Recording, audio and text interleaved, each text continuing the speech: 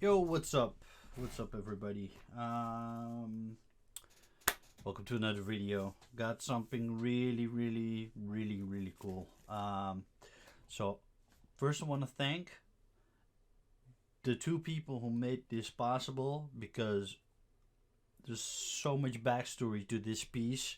For me personally, been trying for years to get it, and now I finally have it. And if it wasn't for my friend Ryu from New York, I would not even have known about it, and I would have probably been too late. Because what happened was Narin, on his personal Facebook page, posted that he had two classic Predators available from his own collection or from his own stash, and he was selling them. But what happens is because of the time zone difference, is that whenever Naren is awake and posting, I'm asleep.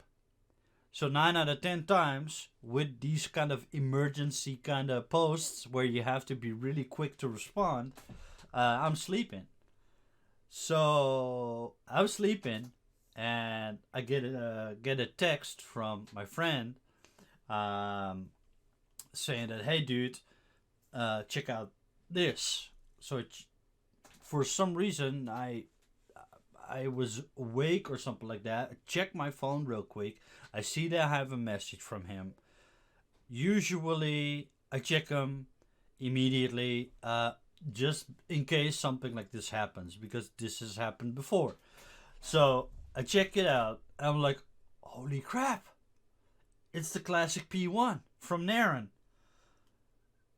and I just spent my money on something else, so I didn't have the money ready. But Ryu had my back. He was like, I know that you're looking for this for a really long time. I know that you've been unlucky in one occasion, so I got you. So he fronted me the money. I contact Naren. I said, I want it now. Got the money ready. Let's go. Naren says, all right, let's go. So I got one of the two kits. And the backstory for me personally is that I owned this kit like a couple of years ago. I bought it from a fellow collector. It was painted and it was damaged, but it wasn't beyond repair. So I told the seller, like, okay, I want to buy it. I'm probably gonna repaint it anyways. If the broken parts are all there and they just need gluing and fixing up, I'm cool with that. I'll fix it, repaint it, no problem. So I buy it. The guy sends it to me.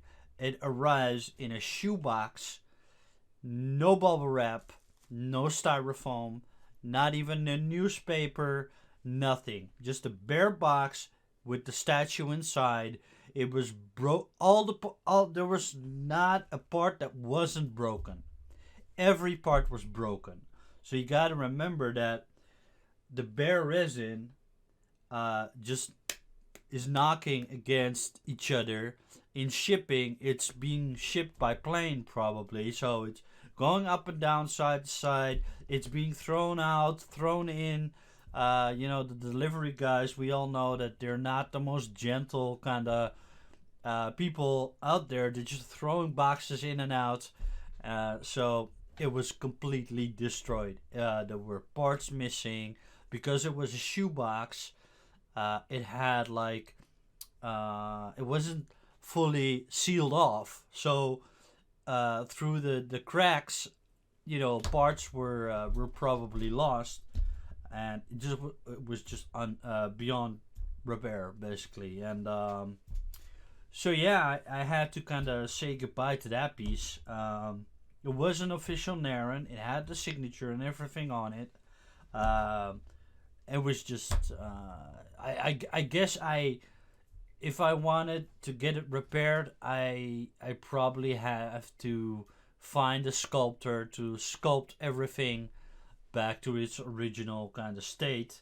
And the only real person that can do that is Narin himself. So that was just beyond, beyond the possibilities. So I'm super super happy that I finally get a chance to get this from Narin directly. It's a limited edition. Usually I don't like limited editions because of its availability basically, but this is such a cool piece. It's such a beloved piece among the community. Everybody loves this piece. Um, so it's a universally loved kind of piece. It's the classic P1. Everybody's in agreement that this is probably also one of Narin's best sculpts. I personally like the way it is being displayed in this promotional art with the mask on. It does come with a second head. I'll show it when I unbox it, or when I unwrap it for you guys. But yeah, there's a little bit of a backstory from Narin himself as well. He way back when he sculpted this piece, and I think he either released 25 or 50 of them. That is because this is there's a license behind the P1 Predator.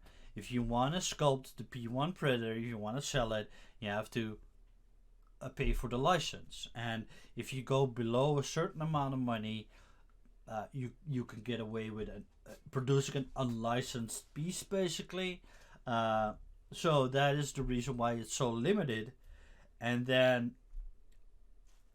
a couple of years after that, that was probably before COVID-19. I guess a lot of people were like, hey, when are you gonna, re-release the classic P1 Predator? And, because the license, that's kind of an issue. We can't, keep producing them because at some point, Fox, and in this case Disney, is come knocking at your door and saying, hey, where's our money? You're producing a license, you're producing a character from our license, so pay up. So Narin released another 49, I think. Not really sure how many there are in circulation, but originally 49, so below 50. With and the second edition that he released has, I think, an alternate hand sculpt or an arm sculpt. It's changed a little bit, and it comes with like the masked head and an unmasked head, and the original has two heads, both masked, where the second head has a damaged helmet sculpted in. It looks really cool. So he did change the sculpt for the second version. He did change the sculpt a little bit, but generally it's just a beautiful piece. And let me go ahead and kind of unwrap the parts for you guys. I took it out of the box because I changed my my camera situation. So for this video I unboxed it already and just put the parts, laid out the parts for you guys, and we're gonna piece by piece we're gonna unbox it basically. As you can see, it came with the art print from Narin. I should probably find a way to kind of do something with this. I have a couple of these, so probably should I don't know, put them in a frame or something like that. So yeah, again, typical Narin,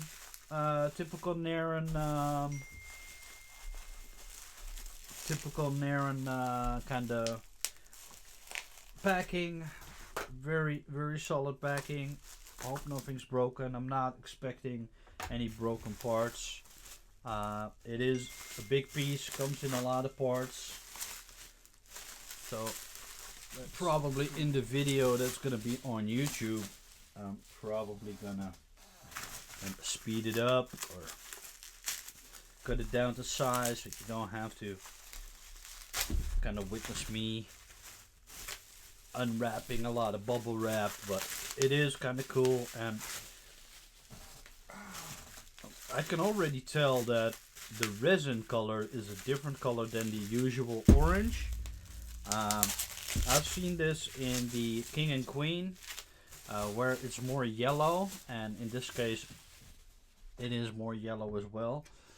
Here's the base, the Narin Sculpt signature, and here you can see there is a tree trunk with what looks to be a rock with all sorts of kind of, you know, what are these called? Vines? Yeah, plant vines, tree vines, and standing in the mud.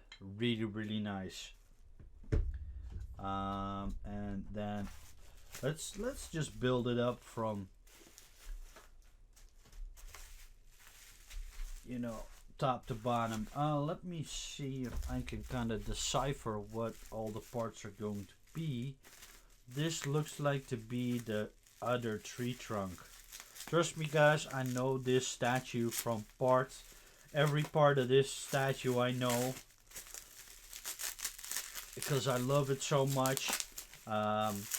It's just, everybody should, if you love Alien vs Predator, if you love Predator,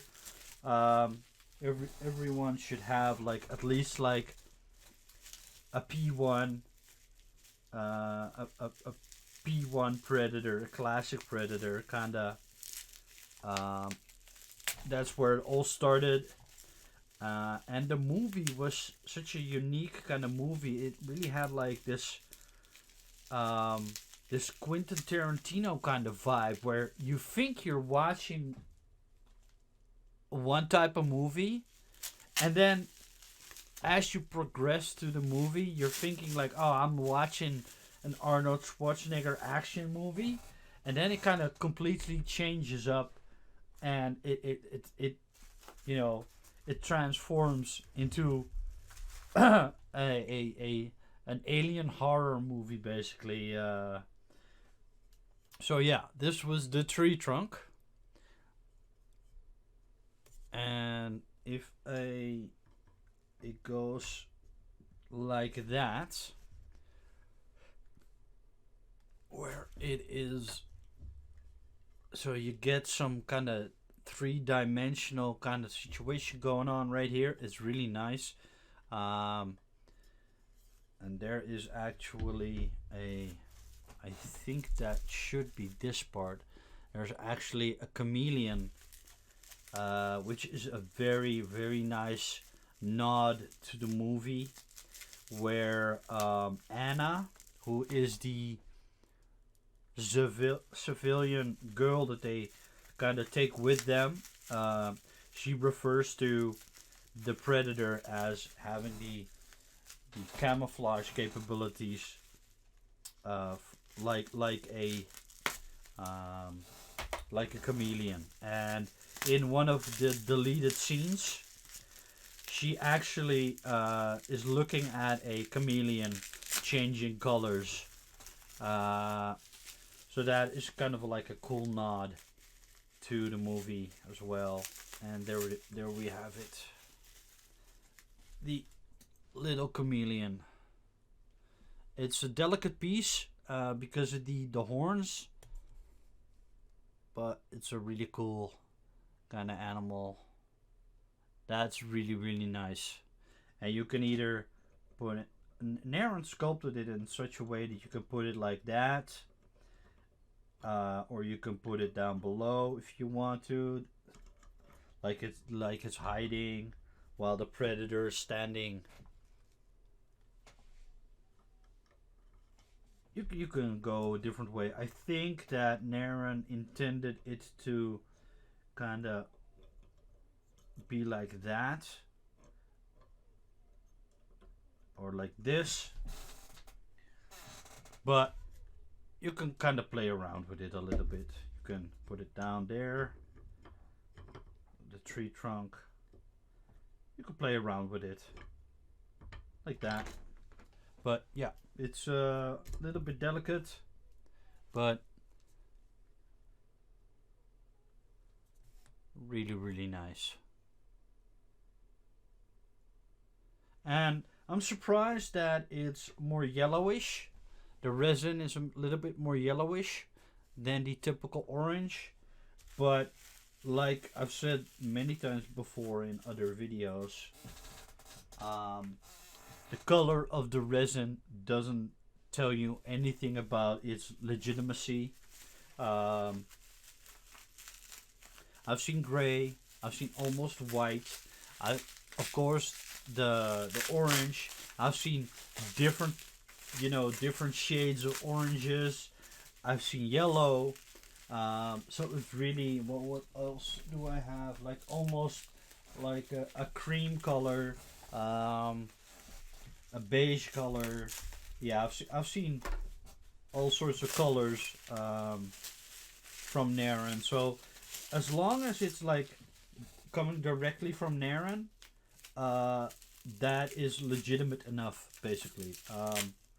If you're buying from another collector or if you're buying from eBay or something like that, then it would be kind of nice to have some kind of,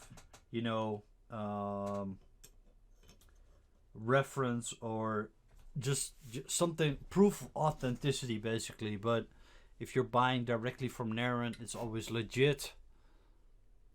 Don't have to worry about that. And there is the first kind of foot. I mean, the detail of the sculpt is so cool.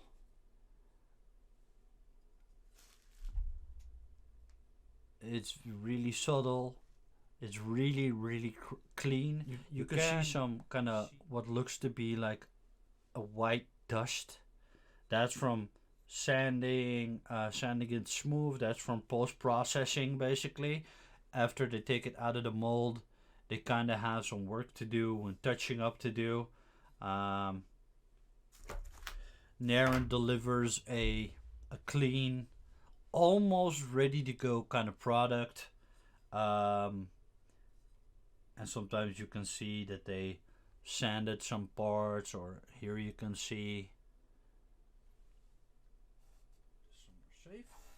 a mold line has been sanded away.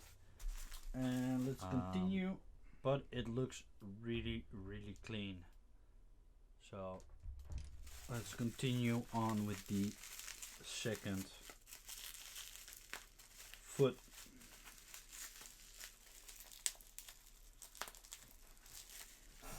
And I am of course gonna do a size comparison to some of the other sculpts, and I can tell you that this guy is bigger than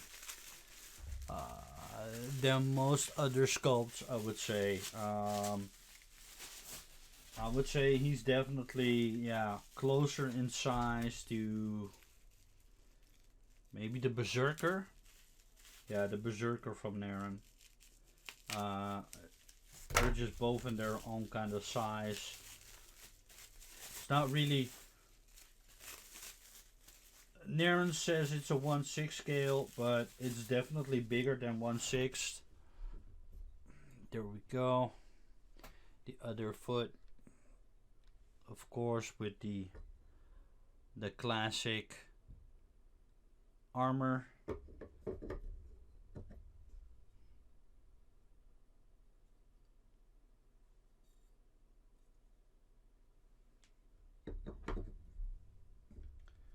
There we go. And I think what could be the body, because I do have, this might be the back.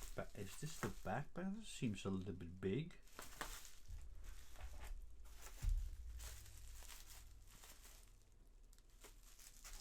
Wait a second. Let me check this piece out.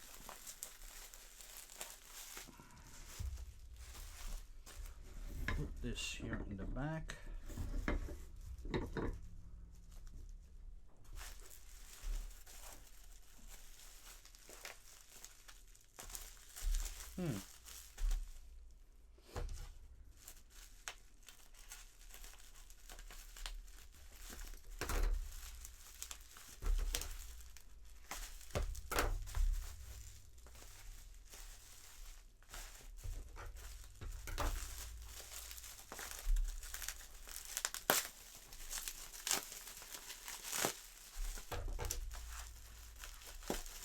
excellent packing by Narin.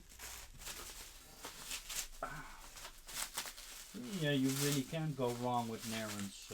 All of these are the legs, of course. The legs. I forgot they come separate from the body.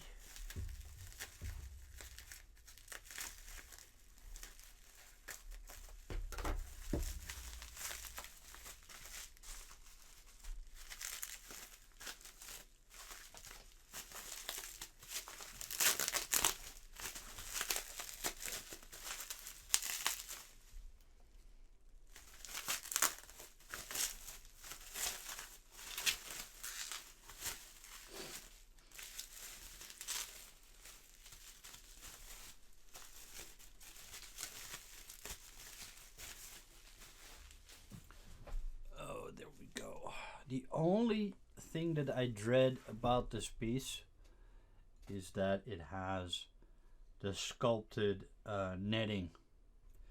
It is such a pain in the ass to paint it. You can see that there has been a little bit of cleanup there.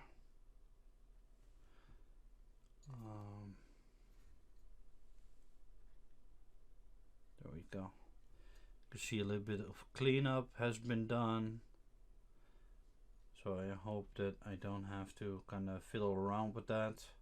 It's a little bit of a mold line right there. Not the end of the world or anything like that. You know, detail is pristine. Yeah, it's really nice. Movie accurate, of course. It wouldn't be a P1 if it wasn't. I really like the pose. I'll show you guys a another angle when it's all done. But I have to kind of switch out my my camera situation for that. I'll do that when I'm done.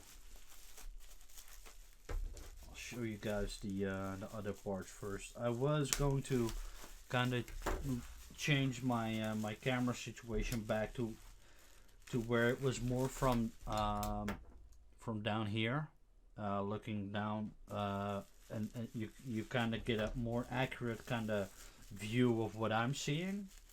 But I kind of wanted to kind of try this out as well. But I'm going back to how it was. It's kind of funny to see that this resin is also yellow. We're just starting to see more of Narin's work being sculpted or being molded and casted in more than just the orange color now. I have also seen this kit in gray. There we go. Oh, it's so beautiful. So beautiful.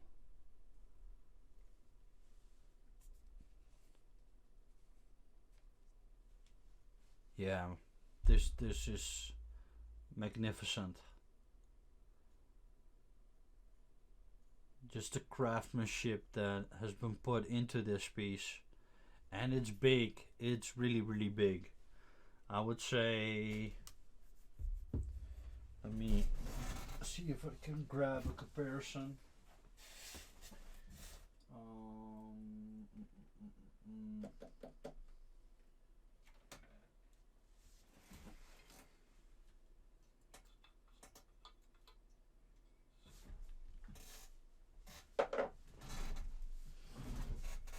This is the body from the king and queen, and this is the body from the P1. So it's slightly bigger. It's not by a lot, but it's still chunkier. It's bigger. mean, if you look at the size of the legs are so much thicker, longer. There we go. It's not even this. Only the lower body and the upper torso are higher than the entire king and queen predator. So this is definitely a lot bigger.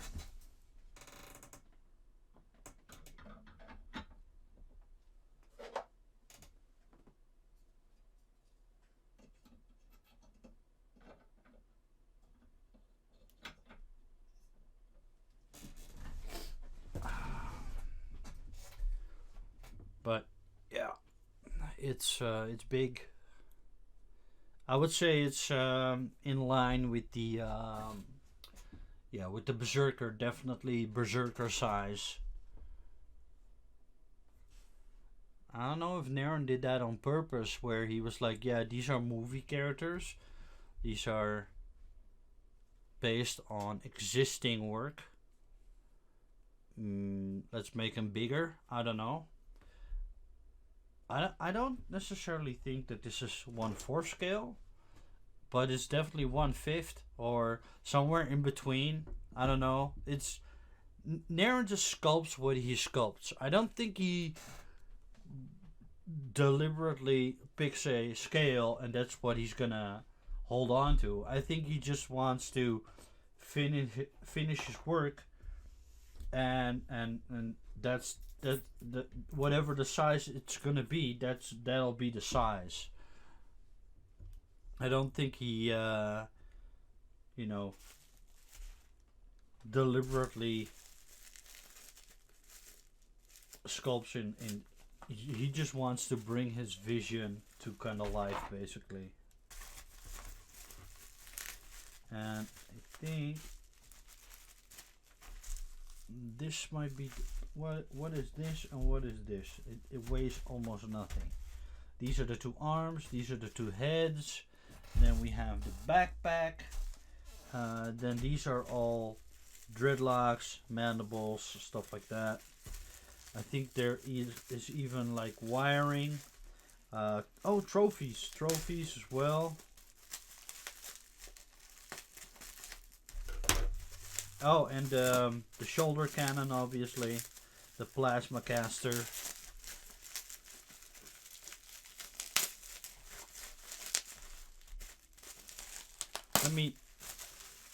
Let me do this part, and then I'll switch up the camera and kind of give you guys a different perspective, so you can kind of see what's going on. Let's finish this. Yeah, these are the dreadlocks. The wiring, the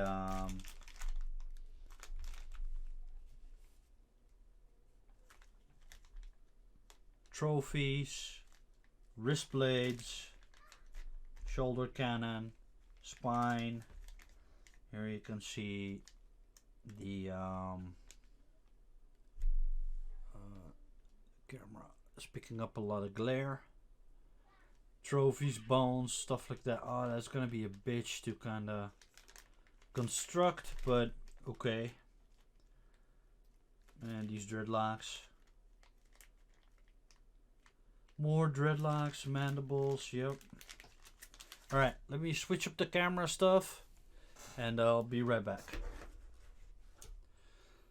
So, there we go. Switched up the camera. Let me drag this up here, and you get a better perspective. And if we let me do this. Let me turn this off right now. There we go. So now you can get a little bit of a better view of what it's looking like. There we go.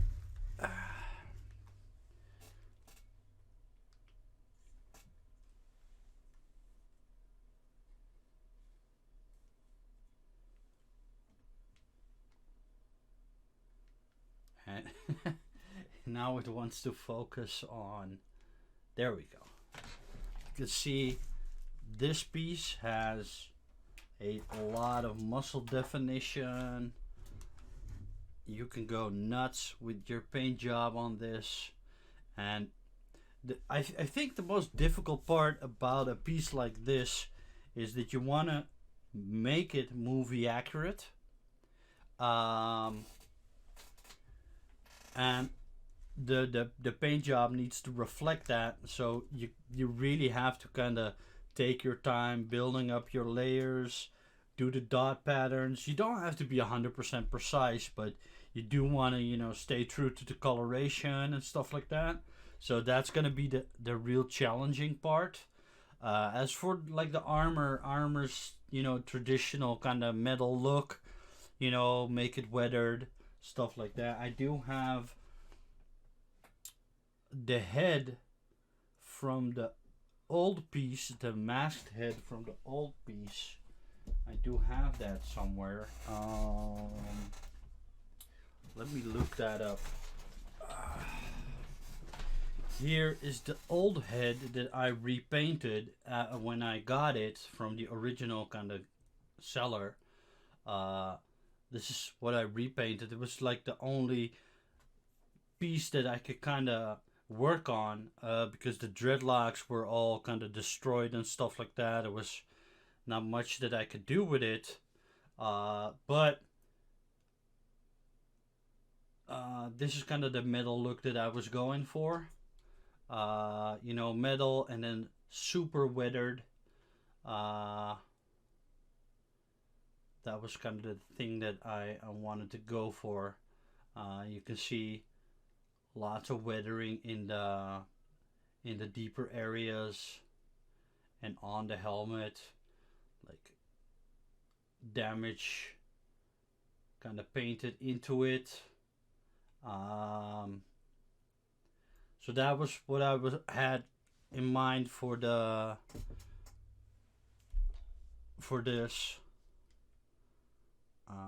It just looks amazing. But yeah, this was kind of like the only piece that I could salvage from it. Luckily, I have the piece now complete, so I have a secondary head, and I can use that as like a reference for what I want to do with it. Let me see. Let's go for the backpack right now. Let me turn the camera around. There you go. Like the way the camera is right now, you get a much better perspective. It's like a second person is watching, you know, has eyes on it. So you got me, and then the camera gives you a much better perspective now. So should be much more enjoyable for you guys. You can see my painting stuff. I've been painting some practice pieces because I've been trying out my new airbrush, and I've been trying out from the previous video. I was trying out the cordless airbrush compressor that is USB chargeable. I'm still working on that video, kind of showing you guys what I can do with it and what I can't do with it. It's a struggle. The airbrush compressor that I showed in the previous video is not something that I would recommend for you to buy. I would definitely spend a little bit more money on a more expensive model. The one that I bought was super cheap on Amazon. It's not worth your money. It just doesn't have the air pressure. The PSI is too low to do any kind of detail work. You really have to be super accurate with your thinning of the paints and stuff like that. It just does. You're constantly fighting the airbrush. You're constantly fighting the PSI. It's not a fun kind of piece of equipment to be working with. So if you ever think about getting a cordless airbrush compressor, I definitely advise you to kind of spend a little bit more money, because I'm having a lot of trouble with it. Uh, let's continue on with the backpack. Super detailed. Like, man, this is. If you look at this, how super detailed it is.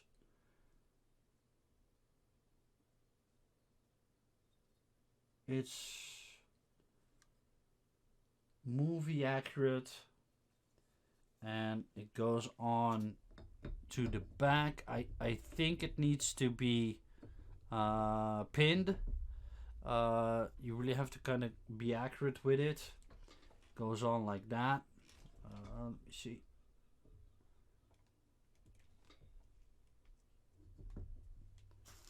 Goes on to the back like.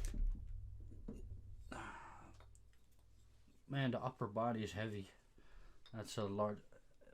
Even, Narin even gave you the option to remove the backpack, because he sculpted in detail.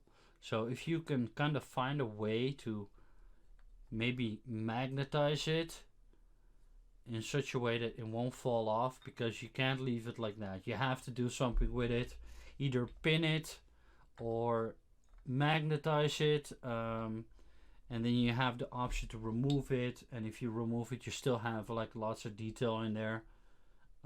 So like I said before in other kind of review videos, is Narin sculpts his pieces, and even in parts where you have something covering it, he still sculpts in detail.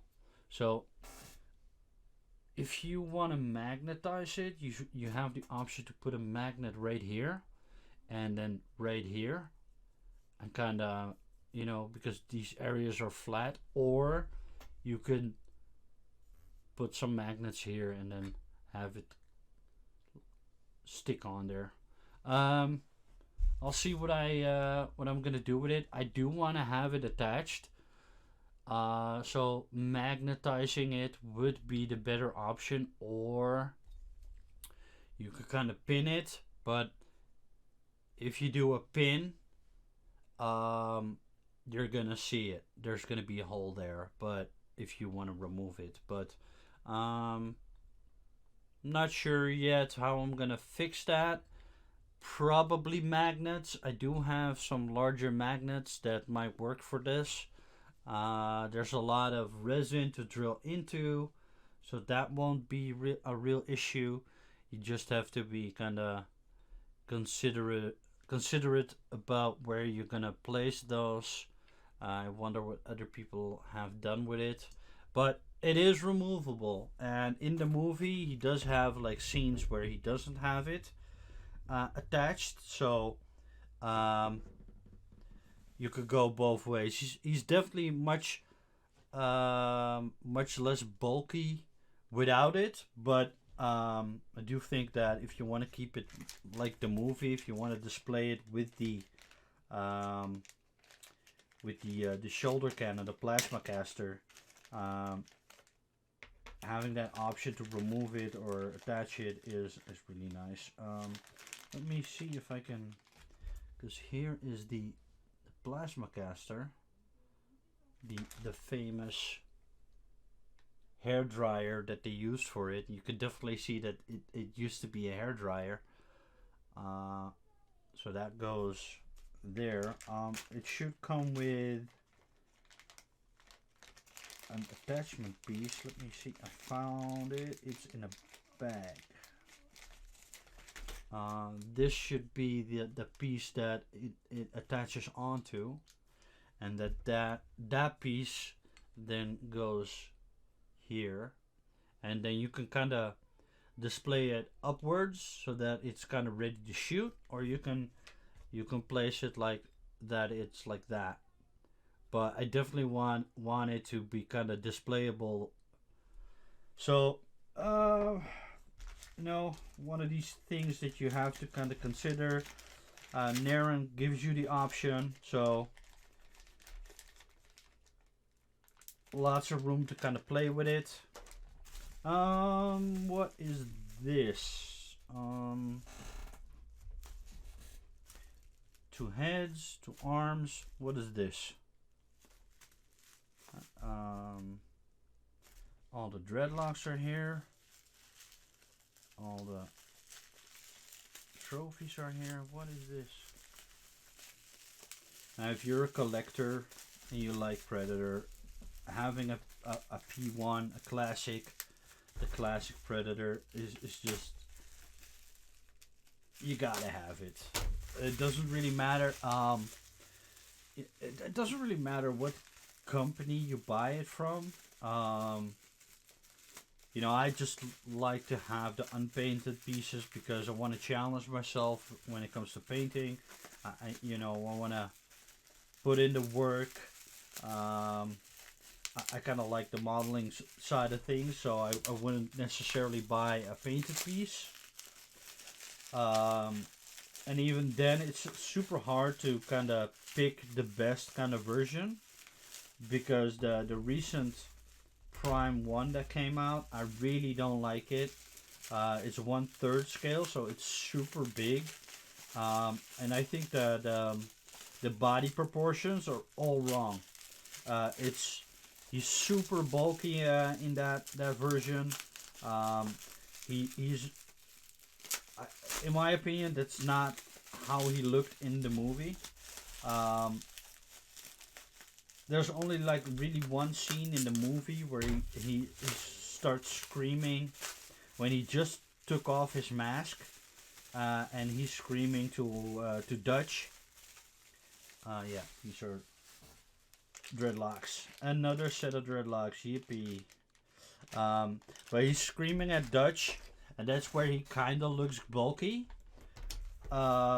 But that's the only real scene where he's like super bulky and he's stretching out, he's showing himself off, you know, kind of squaring off against his enemy basically. But other than that, like the Prime 1 version just looks way too bulky. And in my opinion, it's too big. It wouldn't fit my kind of collection. It wouldn't fit my my display room anyway. So it's too big for me. But I just don't like the body proportions. It's a super sculpt. Don't get me wrong. It looks, you know, the head sculpts are all awesome. All the extra additions are all awesome. But just the body proportions are all wrong in my opinion. Then you have a couple of Sideshow pieces which are really nice. But then again, like I think Narin's piece, taking the body proportion into consideration, is definitely one of my favorite sculpts. And it being a kit is like definitely a plus. I just like the everything about it. Everything that Narin did for it just works, and you can plus it. Obviously, you can put a skull there. You can add like plants to it. You can go nuts, making this a super like one of a kind piece. This is the unmasked portrait. As you can see, hello. There we go. Super detailed. Obviously, the mandibles are here. They're in this bag. I have to be a little bit careful. Here they are. The mandibles come with it.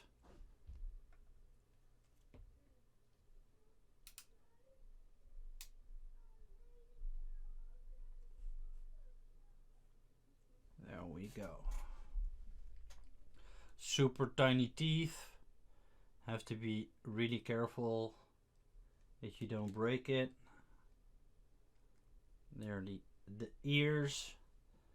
These are ears even, you know, I don't even know if other sculpts have the ears sculpted in. And obviously all the those are a lot of dreadlocks. Look at that. Those are a lot. 3 rows. That's insane. go. He's looking like that. Obviously, I can't attach the dreadlocks right now, and the mandibles, obviously, but I will during the building process of this. I will definitely show off all the features and stuff like that. But honestly, I have to say, I like the unmasked, but I like the masked version better. And one thing I would love to have seen in this sculpt is that it came with a second headstand, or a headstand for the second head. And there we go. Oh, this is such a beautiful, beautiful helmet. I really love it.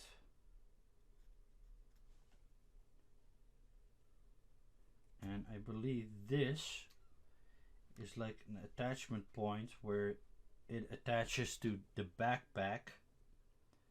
Let me kind of show you guys how sharp that detail really is.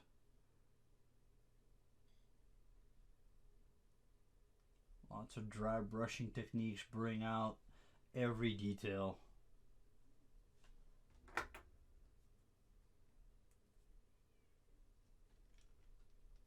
There we go.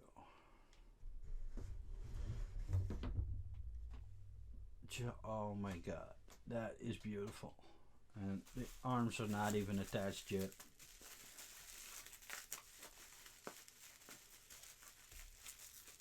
I was kind of thinking about adding some extra features to it, like a bloody skull, or like a bloody skull and a spine, something like that. Definitely want to try and do some vegetation, some plants, to kind of give it like a more jungle kind of look on the base. I'm not sure on how to kind of accomplish that, but I've seen a couple of people do custom bases and stuff like that, and doing plants on the base.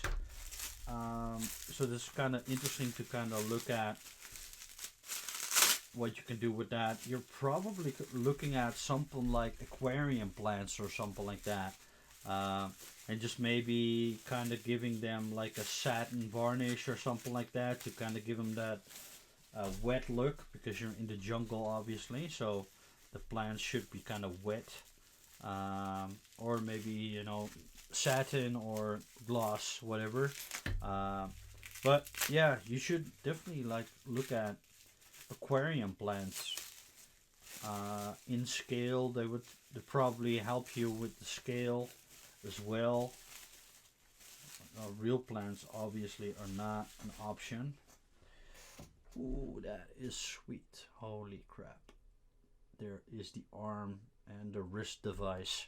I wish I could find a way to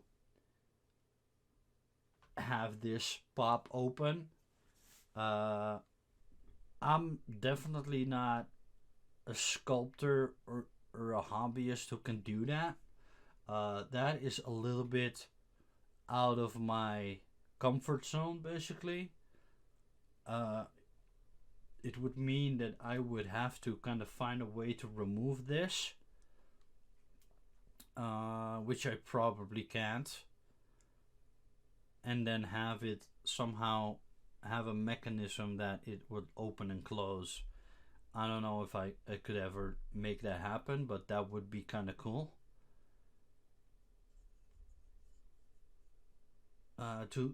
Maybe I could talk Narin. Narin, if you're watching this, bro. I don't know how you could ever do it, but maybe just sculpt a new arm you could sell separate, with this like open up, and then have the countdown sequence or something like that on the inside. Maybe change up the hand. But yeah, the detail is pristine, like the hand.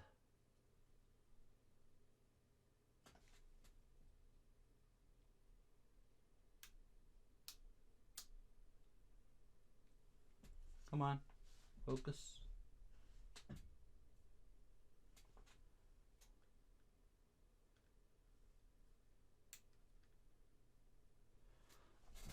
Here you can see delicate fingers, so gotta watch out you don't break them off. But that goes for all Narin pieces. The fingers are always kind of super delicate, but all the detail is there.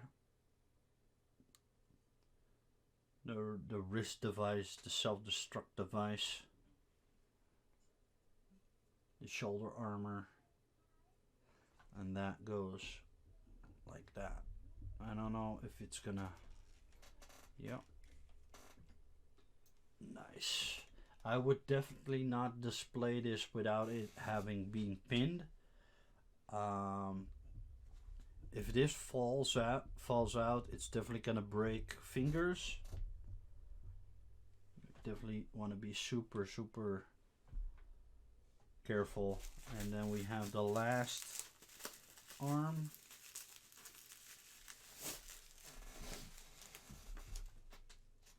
Ooh. If you look at the all the detail that's been sculpted in, it's still mind-boggling that Narin is not being hired by more of these statue companies to do the predators for them, because he is so detailed. So detailed. The skin detail is also insane. Look at all of that machinery, and then obviously you have the option to insert the wrist blades.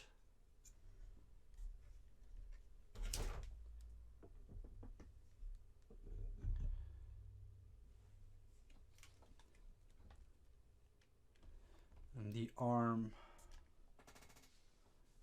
slots in right here. I'm not sure if this definitely needs some kind of body work, seam line filling, because you could definitely kind of see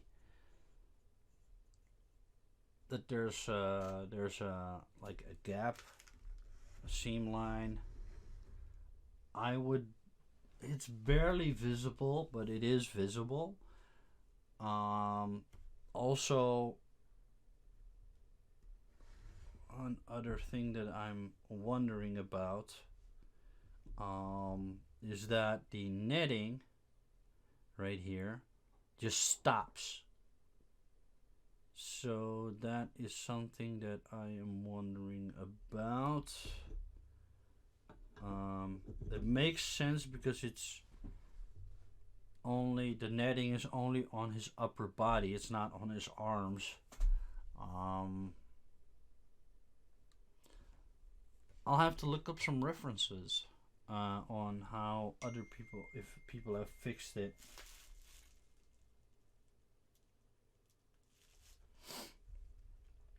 But yeah, adding that extra, or adding that arm just completes the entire pose. There we go. Yeah, you could definitely see that there is like a seam line. What I wonder about is that like a mistake? Because the netting is just stops right there. Right there. The netting just stops. Let me look up some reference. Let me see.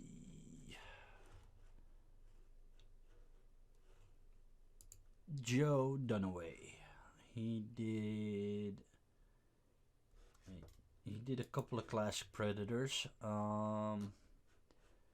Let me see, let me see.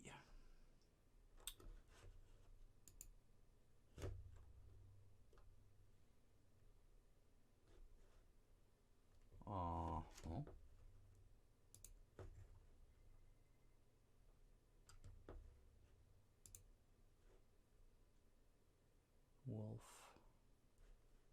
What?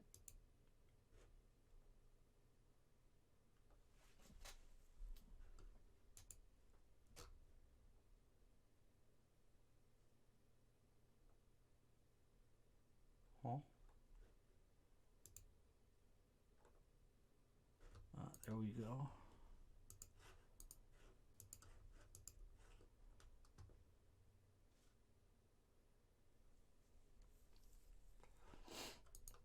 I wonder.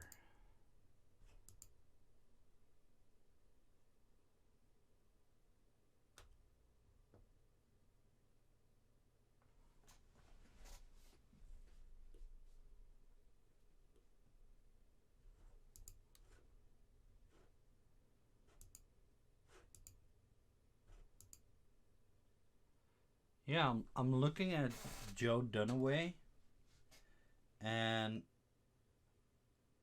he's got the exact same thing going on.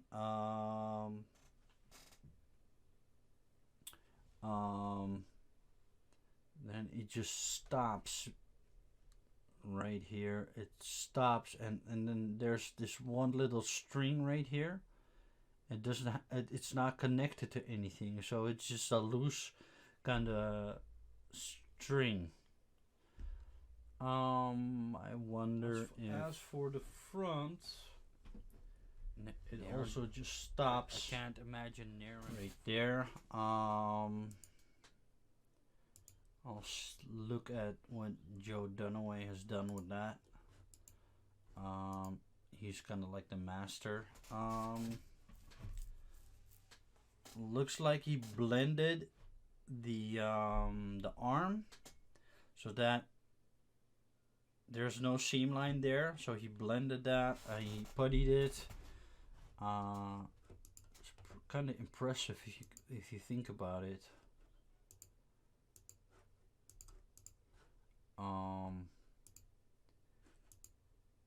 Because he needed to ship it to the client. It looks like he also just left it the way it was. He puttied the arm so that it's seamless, and then he didn't necessarily do anything. He made the skin look darker so that the netting situation there doesn't draw a lot of attention to the eyes. You're not like, oh wow, it's just suddenly stopped. He just blended it very, very well, so it doesn't really catch your eye, and the dreadlocks are kind of flowing over that. So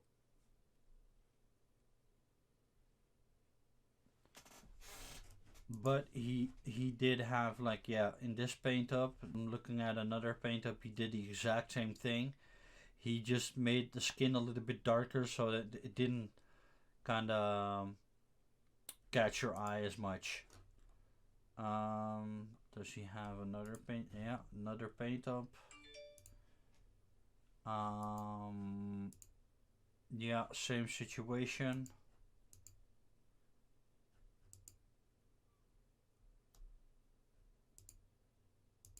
Interesting. I wonder what other people have done with it.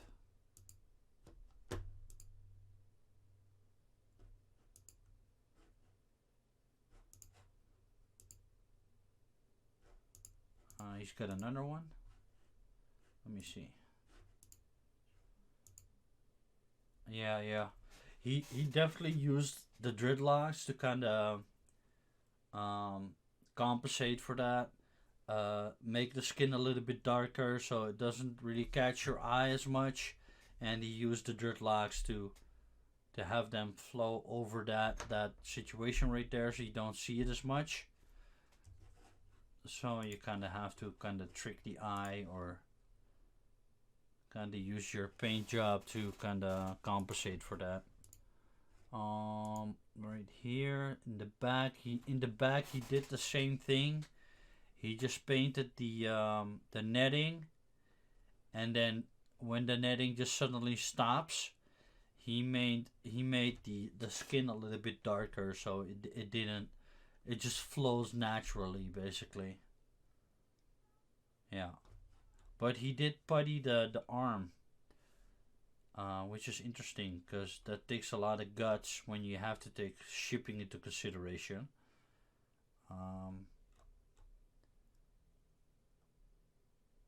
Looks like he magnetized the backpack, or at least pinned it, maybe. So yeah, that's kind of interesting. I think we should be lucky in modern day times. There we go, modelzone.com. There you go, Joe. Here's some advertisement for you. If you're looking for paint references and kind of look at how other people have kind of constructed their model. Did they putty a certain area? Did they fix a seam line? Then go to modelzone.com. That's Joe Dunaway's website. You can definitely learn a lot by looking at what other people have done with it, and not necessarily copy their work, but be inspired by it. Use their kind of examples to kind of push you forward. Kind of, be inspired by other people's work. Like Joe has so much Predator stuff, a lot of Narin pieces. Most of his work is probably Narin pieces. So yeah, that's always kind of like my go-to kind of website, my go-to kind of example when I want to figure out how someone else has done something, how they fixed the problem, and then I look at that and say, okay, that's a good way to kind of fix something, and then use that as an inspiration or like a source for my kind of reference, basically. So yeah, what else is there to say about this piece? I mean, it's probably among the community. It's probably one of the most sought after pieces by Narin, um, and you can see why. It's big. I'll do a full comparison with some of Narin's other pieces when I have him constructed and pinned, because it's just very flimsy right now. I mean, if one of those parts falls out, you're gonna break some fingers. The head is very, sitting very loosely in that keyhole. So you don't want to fiddle around with it. You do not want to display it unpinned or anything like that. So I'll do like a comparison and a full showcase when I have him completed. I'll probably start that tomorrow. Right now it's very late in the evening, and the family is sleeping, and the drilling will kind of wake them up. So don't want to go down that route right now. So probably gonna work on him tomorrow. I'm just blown away again by the quality. Painting wise, um, the netting is gonna be an absolute hell to kind of do, but uh, painting scheme wise, probably want to stay true um, to like the screen accurate kind of look. In the background, you can see Joe Dunaway's paint up, very very cool paint up. Color wise, not very difficult, but challenging nonetheless. Um, Other than that, yeah, I'm just very fortunate to be able to get this. so long. For me, the wait has been so long. And if it wasn't for my friend Ryu, I would probably have missed another opportunity to get it. So, brother, if you're watching this, thank you, thank you, thank you so much. Um, it's an absolute, yeah, it's an absolute joy to be able to receive this. Shipping was very quick, about a week. I did not have to pay import taxes, so that was a definite plus. It cost me about 400 euros, 410 or 408, something like that. Um, Converted in, no, it was, what was it, $408 US dollars. That included shipping. Converted that to euros, not 100, 380 euros or something like that. So worth it, definitely. um, I, looking at the body proportions, I think the proportions are absolutely 100% spot on. Obviously, I still have to attach the dreadlocks to kind of get an accurate kind of dimension type, look. A predator never looks 100% right without the dreadlocks, so I'll have to definitely kind of work on that. Um, Dreadlocks, like I said, absolute hell to kind of work on. A lot of dreadlocks on this piece. The mandibles won't be a real issue. This is also one of the pieces that I don't think is gonna require gluing, uh, because at the legs, the upper leg and the lower leg are kind of, the seam line is covered up by his armor. Um, so I don't think I'm going to glue those, which is gonna, um, help me a lot with the painting process. This arm I definitely want to kind of glue on and kind of fix up the seam line, and that is basically it. Because for this arm, if I can safely turn him around without breaking anything, um, this arm, you can see that the arm kind of slots into place right here, and that seam line is naturally covered up by his armor, which is a very cool kind of way. So pinning, and it'll be held in place. Probably magnet will also kind of work, but I do feel comfortable with a pin. Um, and if after the painting process is complete, I decide to kind of glue him anyways. The glue will not kind of mess up your paint job or anything like that, because it's so far into his upper body that you won't kind of see the glue or anything like that. It won't fog up the paint. So that is good to know. The upper body fits well. I'm not sure about this kind of seam line. It is a natural kind of separation between like his belt, his leather belt, and his upper body. So that seam line just creates like a natural kind of shadow, um, which is probably the way I am going to keep it. Um, I'll see down the line after the painting process. There's a really, really big key. So we'll be able to kind of decide on what to do.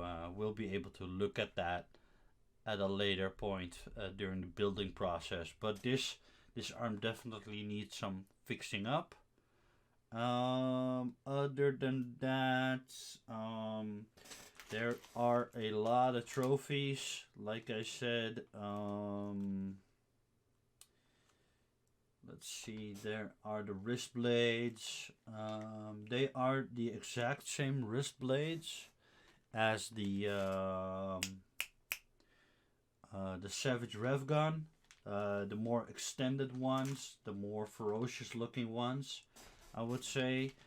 There are some bones which are from the original kind of design of the necklace. You can see it in Joe Dunaway's paint up.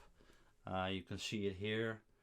How he has done that, still a complete mystery to me, because these parts are so small. Let me see if the camera will focus on that.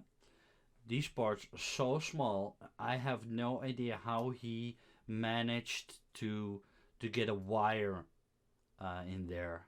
So we'll kind of have to kind of fiddle around with that. But his necklace is there, as well as the. But let me see. As well as the smaller animal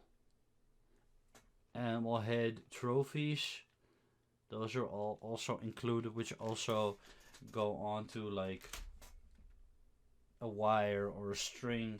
So that's gonna be a challenging thing to do. I've never done it like that before, so we'll have to see how I manage that. But yeah, these parts are just so small. So, kind of wonder how Joe did it.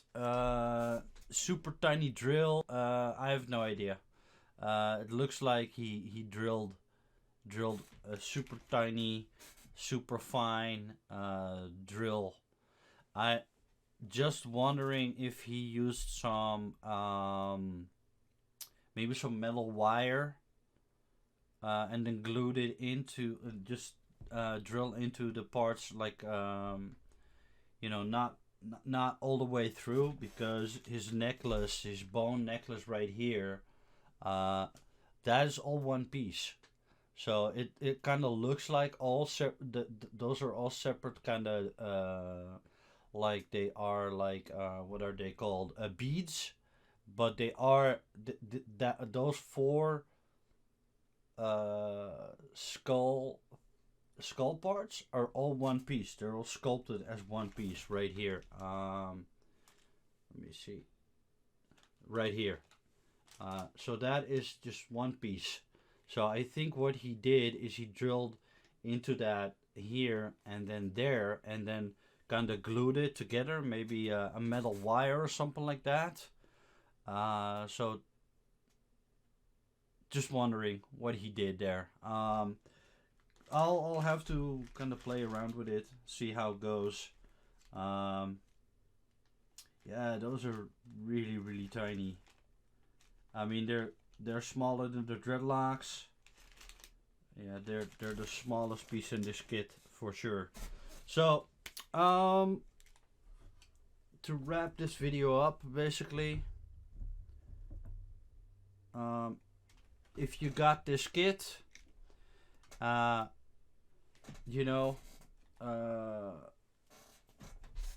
be aware that don't display it unpinned, don't display it unmagnetized or glued, because he is kind of fiddly. You definitely want to kind of pin the upper legs and the waist to the lower legs and the feet, and then you wanna pin the feet to the base. This part, just 1 second. This part is just sitting right here. It's sculpted in such a way that it's sturdy enough that you could just leave it on the base. I am definitely gonna look at some custom bases made by other people to kind of find some inspiration on how to do some extra kind of plants and stuff like that. Um, I am thinking about using aquarium plants to kind of make that kind of more jungle looking, get the jungle vibe going. Obviously, you see the plant vines or the tree vines running all over the base. So some extra vegetation would definitely add to the whole scene. But then again, you kind of have to kind of find something that really looks good. Some aquarium plants are just not very realistic because they're meant to be put into an aquarium and then the effect of that plant kind of changes. But you know, if you pull it out of an aquarium, they look very kind of plasticky and stuff like that. So kind of have to look at something very specific, something that looks really cool and doesn't look out of place. Hope you kind of like it. It's kind of like a quick showcase, and I'll do like a 360 view of the entire piece when it's all pinned and all the pieces fit onto the model.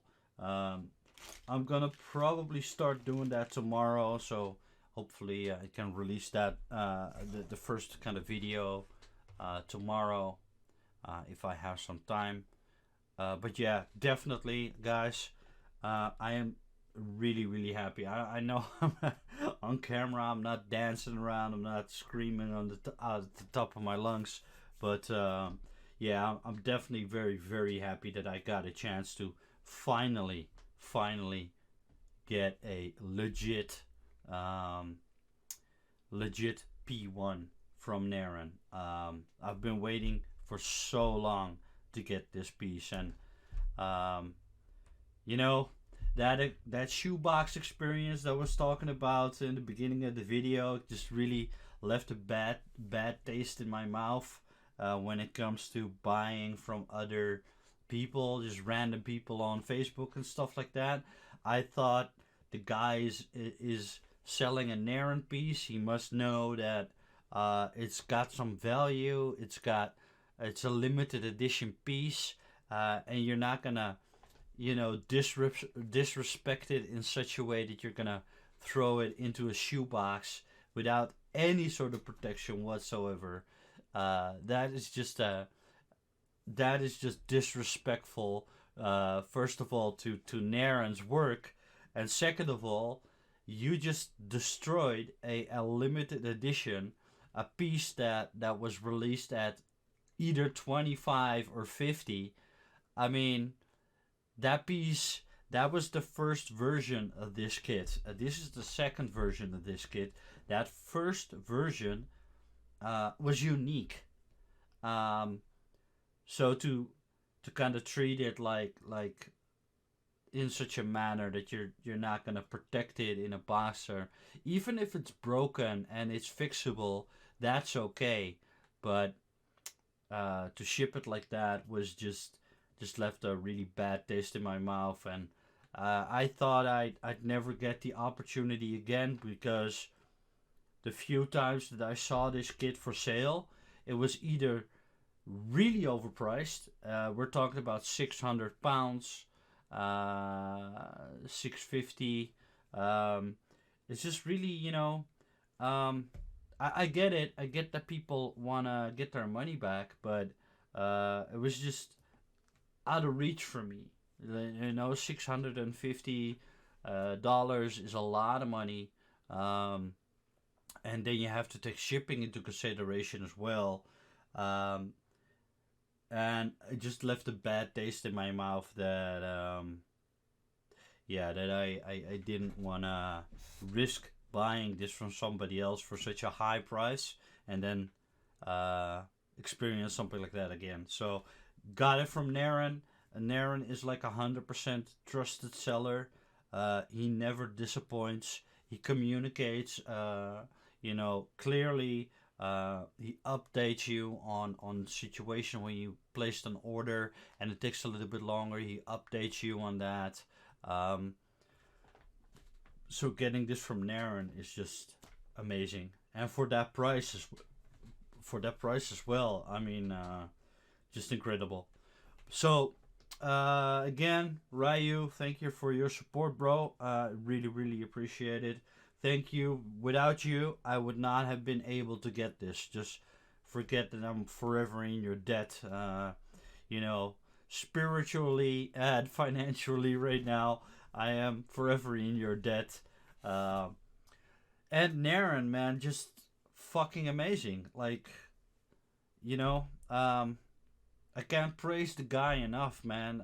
He's just the absolute master when it comes to sculpting predators. I've said it so many times before. Um, his original work is so unique, and even his recreations of the movie characters is just spot on. I have the berserker, I have the wolf, and I have the AVP, the Alien versus Predator, the three brothers from Scar Celtic and Chopper, and they're all spot on, just absolutely amazing pieces. And this is no different. Like, Narin, thank you, brother. Thank you for making these available. It's just, I'm just still so, I just didn't.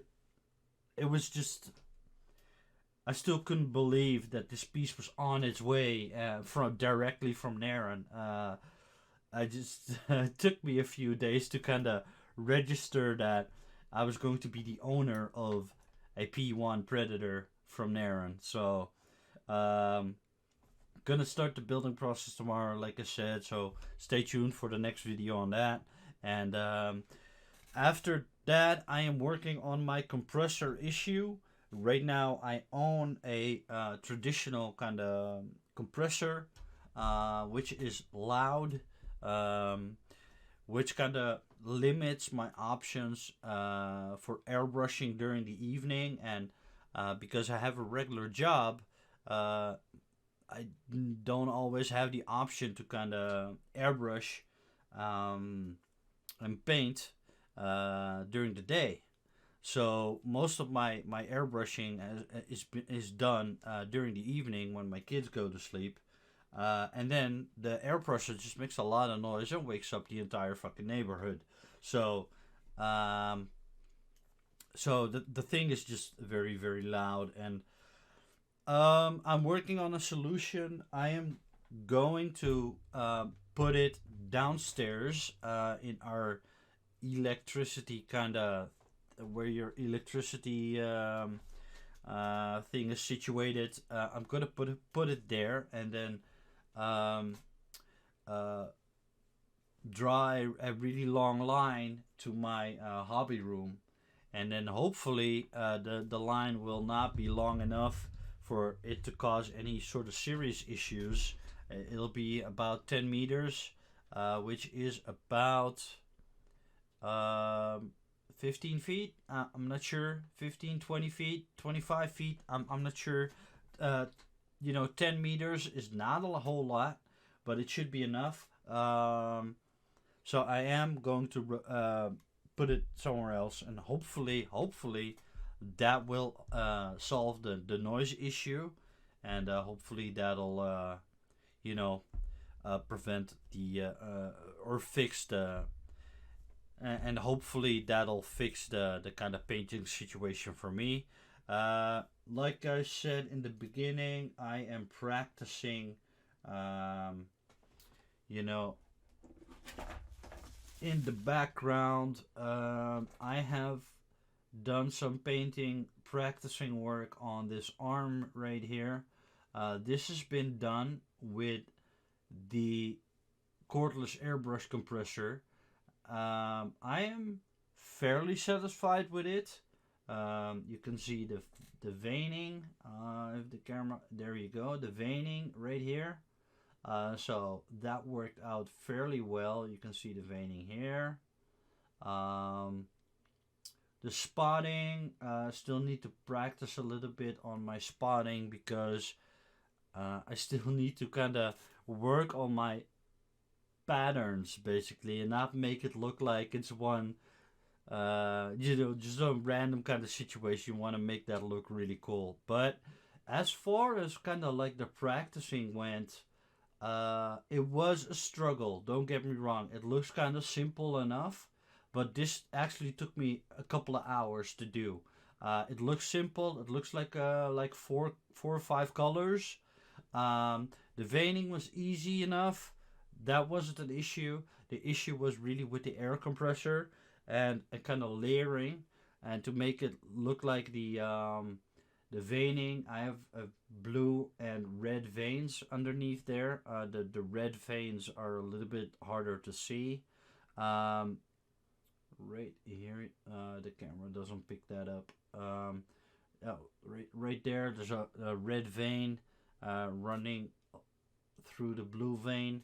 Um, so when you vein, when you paint the veins, you want to layer on top of that so that the vein kind of slowly starts to disappear. You can see right here. You see a red vein running all the way here.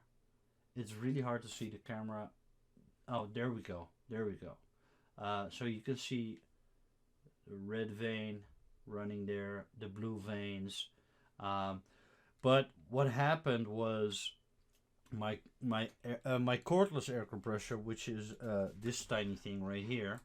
I just wanted to put it to the test, right, and just paint something for real. So I went all out on like a test piece, and kind of work on that, and to just really push the limit basically. And what what is such a struggle is that the air compressor doesn't give a constant psi, so it pulsates.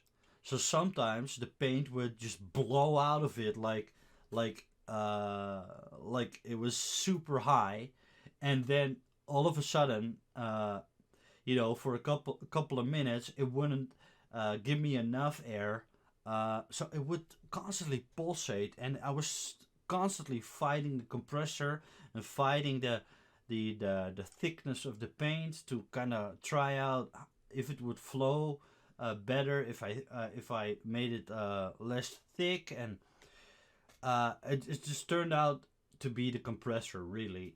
So for all things considered, it doesn't look bad at all. It kind of it looks cool if you put this on a piece.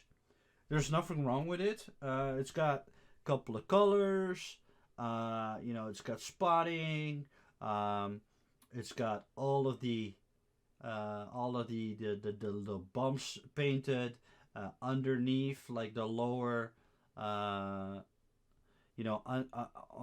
where it's not bumped, it's a different color, and then it fades into kind of like this golden brown right there. It's also airbrushed onto there, and then it fades into kind of this beige kind of sand color. It's all airbrushed. Right here, all airbrushed. So the only thing that isn't airbrushed is the bumps. Right here, the bumps aren't airbrushed and the dots aren't airbrushed. The rest is all airbrushed, and the veining, of course. But yeah, I'm not mad at it. It's just it took me so long to kind of get it right, and that is all on the airbrush itself. So by using the more traditional airbrush, um, by using the traditional airbrush compressor, I don't have those issues. If I have issues, it's on the airbrush kind of side, and not the compressor. So I really want to stick to my traditional airbrush compressor, because it just performs very well. It's just loud, so that's the only kind of issue that I have right now. I'm trying to fix it. I should get a longer hose on Monday, and that'll be the moment where I'll have the opportunity to kind of try out the new situation. And then, if that works out, I am going all out on the painting, and I'll probably do a lot of live streaming, painting predators, and showing you guys how to finally do the skin tones and all of that good stuff. So hopefully that situation gonna be resolved next week. But for now, I'm going to stop rambling on. I've taken up enough of your time. I want to thank you guys for watching. Stay tuned for the next part in this video. Again, I've got so many projects, man. I still have the Hellbreed that I have to do, and there's another Narin piece on its way right now, all the way from Japan. It's going to be an AVP piece, meaning that it's going to be a predator versus an alien. It's one of Narin's earlier work. It's super rare. It's unpainted. It's the piece where a predator is standing a little bit leaning backwards with one of those arm weapons, and he's trying to slash it like that. And the alien is kind of trying to jump onto him. It's a dog alien. He's trying to jump onto him. And there's an alien head on the side, so he killed one before. It's got a water base. It's a really cool piece. It's a very old piece, so I truly hope that it's in good condition. But it's on its way right now. So I still have, like, I've got this piece that I still need to do. I got the Hellbreed I still need to do. And I got the new piece on its way as well. So 3 new projects that I also have to build, and eventually start painting as well. So the list just keeps on growing. My collection just keeps on growing. The work just keeps on growing. But I'm gonna promise you, all of that work is kind of piling up, and that's gonna help me when I'm gonna start live streaming for you guys. I'm gonna do the live streaming on Twitch. You can find a link down below in the description of the video. So on Twitch, I'm gonna do live streaming. So if you want to see me paint live on camera, go down to Twitch, follow my channel, and keep an eye on it.